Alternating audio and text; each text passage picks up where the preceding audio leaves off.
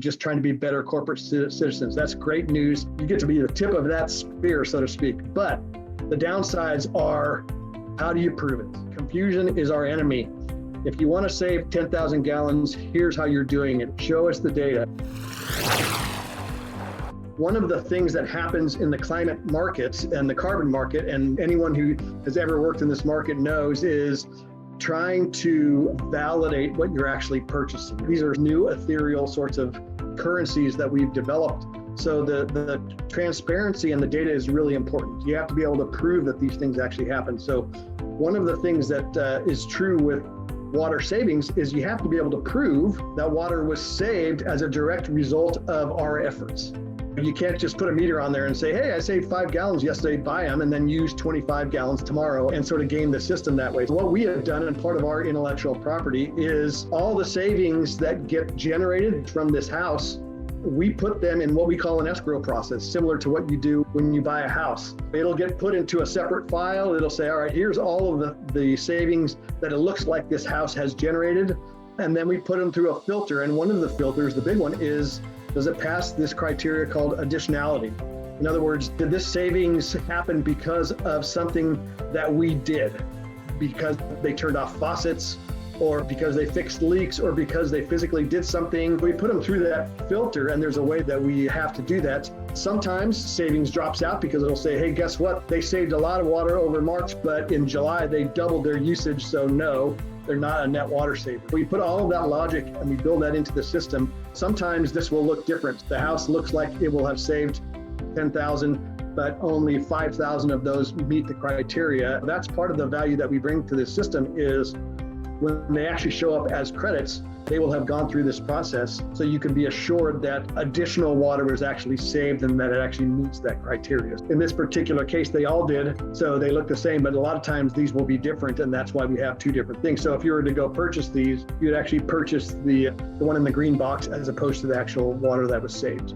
So that's one of the differences that brings a level of transparency and trust, is we're putting some market-based logic into this to make sure that it actually is water that was actually saved. If you were to go to your water utility and say, hey, this home used 8,000 gallons, they go, we only show 450 units. It's a way to help translate this, to be able to go from gallons to unit speak and have a more productive conversation with your utility should you want to do that. It just allows you transparency. We believe in the transparency of it. So it shows you how the units that you actually buy from the water utility translates into the gallons you actually use in your home. All of this data came from the monitoring systems that we install. This would be part of our community. And so the way that it works is we go into communities and we create these water saving communities. We go in and actually market into a community, and we say, all right, homes, all of you who want to engage in this water saving program, here's a monitoring system, here's the way it works, and we will have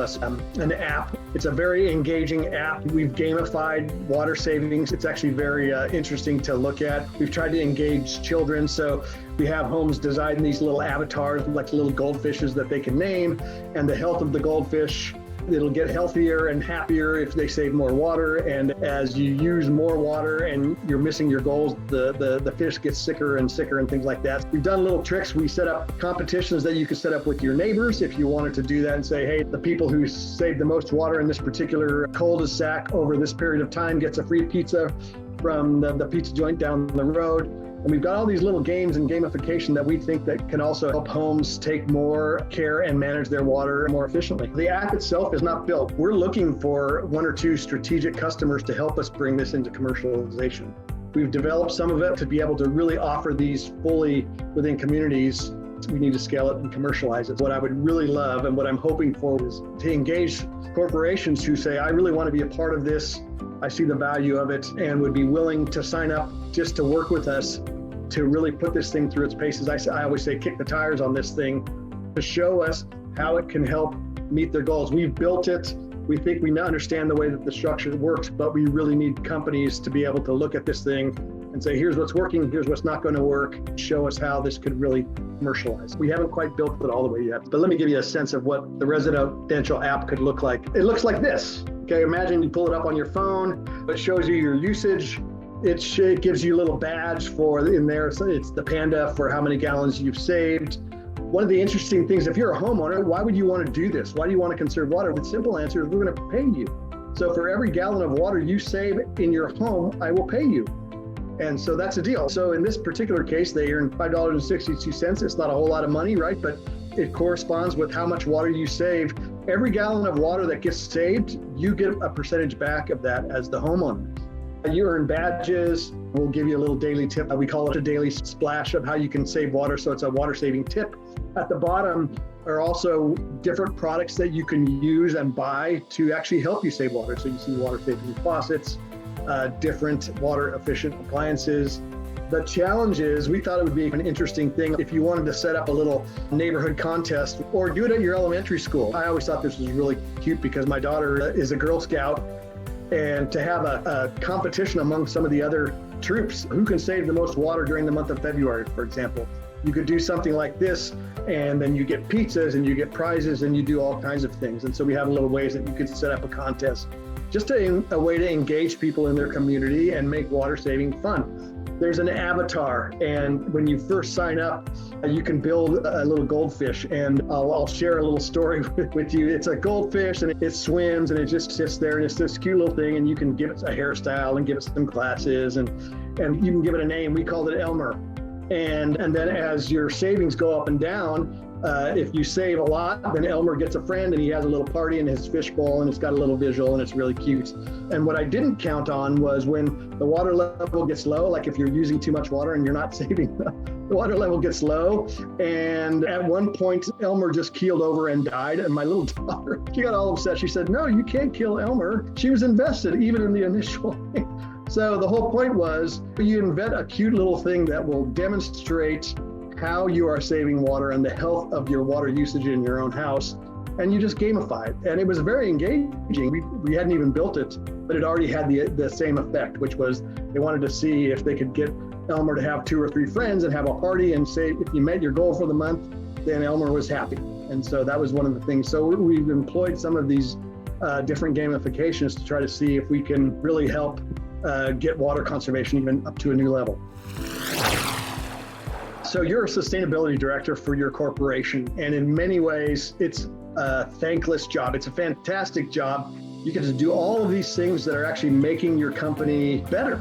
You're lessening its impact on the environment, on society, and you're actually helping make things better for your company. But there's also a downside. When you stand up and you say you're going to do all these great things, people hold you to this. The sustainability, the climate is a very sensitive thing. It's very visible. Everyone has a lot of emotions about it. And that's the good news. We care. We really do care. And I have personally been involved. I've been selling solar since 1999. People care about stuff. Corporations care. They actually care. I sold large solar systems to corporations. They're expensive. They actually have to replan some of their operations. They don't do this unless they care, because it's actually costing them money. I'm always heartened by that, because I know corporations care. They're trying to do the best thing, where a lot of times they get tripped up. And if you're a sustainability director, you have a tough job. You have to build the brand. You have to support the brand. You have to make sure that it doesn't explode in your face, because at that point you get fired. You're doing all of these things that are in the background, and the best case scenario is your brand just maintains its integrity. That's a good thing, but you don't get a lot of credit for that. So you have all of these different options. What do? I'm a sustainability director. I have to spend this amount of money, and I have to totally tend to this brand and make sure that nothing bad happens. So you have to decide your energy. Do I do solar? Do I do wind? Do I do electric vehicles? How do I manage my water? Do I do watersheds? These are all the things that you have to do. You have to weigh the costs. If I do this particular thing, is it going to disrupt operations for a month? We can't do that. So you have to support the brand, you have to build the brand, you have to meet your goals and be able to stand up publicly and confidently. But a lot of what you do is in the background. You can't shut down your company for 6 months while you completely redesign your operations. You can't do it. So you have to implement these things while other things are going on. So you have to be a helicopter pilot. You have to have a lot of things going on, a lot of moving parts, and do things all at once. And one of the biggest things that you have to do is, how do you show that you're making progress? What are the metrics? Spending money is not a metric. That's what politicians do. Say, hey, look how much money I spent. You're a sustainability director. You have to deliver results. Show how you're supporting your brand. If you said that you're going to be net zero by this date, you got to show how you're doing it. You have to have a metric that shows how you're doing it. It has to be tangible. And if there are greenwashing claims, if you're doing things that are iffy, that can't be validated, you're going to have to stand up and support that. It's a daunting task. In many ways, super exciting, because it shows that we care, and it shows how corporations are literally trying to be better stewards of their environment and just trying to be better corporate citizens. That's great news. You get to be the tip of that spear, so to speak. But the downsides are, how do you prove it? And that's true of everything involved with the climate these days, and you have to be able to prove it. And so that's one of the things we're really sensitive about. That's why we're so adamant about being able to provide data.